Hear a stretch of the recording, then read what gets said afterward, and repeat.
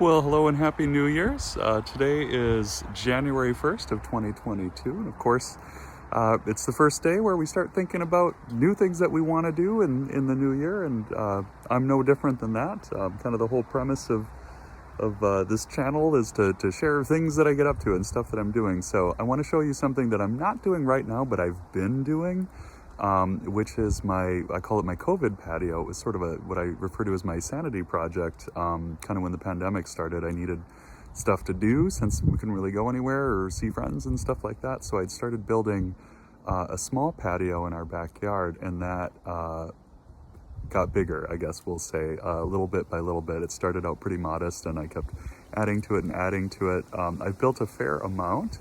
But now it's, next year I've got plans for a new level and stuff that I want to do. So anyway, it's kind of pretty right now. We've got a bit of a snowstorm rolling in this afternoon, but I wanted to show you what it looks like. So I'm going to turn it around and show you that.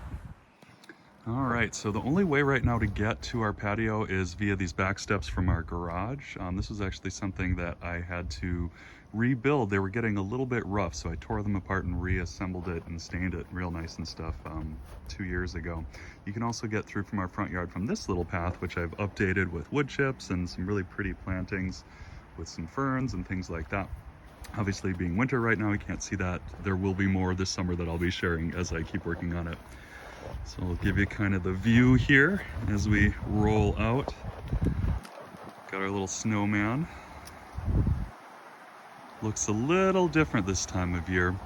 One thing that I've done is I've invested in some of those little outdoor heaters, which extends the time that we can enjoy the patio. Being this far north, it does get cold pretty fast, and it takes a little while to get nice in the springtime. So that just sort of extends the lifespan of when we can use the patio a little bit further out in both directions. This area over here is actually where it had started as kind of a modest home improvement project, where we'd had it kind of a dilapidated old thing that was about from the door there to the condenser for the air conditioning. And then it just got a little bit bigger, where I was like, oh, I'll just connect it to the steps there. And then I was like, well, why don't I just do this whole platform here for this area, which was quite a bit of work, because as you can see, there's a bit of a height difference there in the yard, so it took a lot of backfill. We'd have some leftovers dirt that had been filled when we built our raised beds a couple of years ago, so I used that and then kind of creatively scalped various parts of the yard to get additional dirt as fill. So there's where that is, and then of course it extended out into this part, which actually I'd drawn up the plans for this back in 2014 when I'd first moved in with William, but there they just kind of sat on my computer because, of course, working all the time with the kind of job that I have, I just never really had this sort of time that's required to build something like this. And it wasn't until the pandemic rolled around, not to say that the pandemic was a good thing, because really it was not in any way, size, shape, or form, but it did give me the time and the lack of a social life where I basically didn't have anything better to do, so I built this whole darn thing. The part from the steps coming down there to basically the edge from those little lanterns to that mudroom there is all paved now. So I've went to Home Depot and got the paver bricks that I really like, concrete that kind of looks like fieldstone. The part that I'm standing on now has not yet been fully paved, so I've got my weed barrier and sand down in this area, but we need to get some more bricks for that. Turns out, like any home improvement project, you can plan it in terms of time and materials and costs, and then just basically multiply that by about 4 or so to get where you're really going to get with that. So just even sourcing the materials during the pandemic was a little bit tough, because of course I wasn't the only person with this idea to work on stuff like this, so even getting the bricks was tough. I had to drive to a town called Janesville, which is a bit of a hoof from Madison, and bricks are heavy, so that was a little bit comical with my little small Chevy HHR hauling those things back to finish the retaining wall there. So between cost overruns and just material availability surprises, it's been quite a challenge, but it's still been a really fun project overall. So there is that. That's what the COVID patio looks like right now on this beautiful January 1st.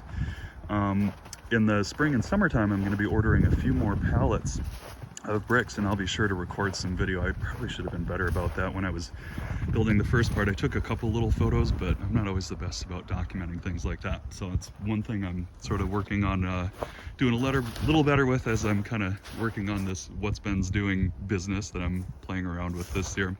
But you can see this area where it's kind of cut out. You can see that sort of that squared off area. This is where I'd mentioned before it sort of grows and grows and grows. This is the new spot where I sort of decided, well, why don't I just extend it all the way out?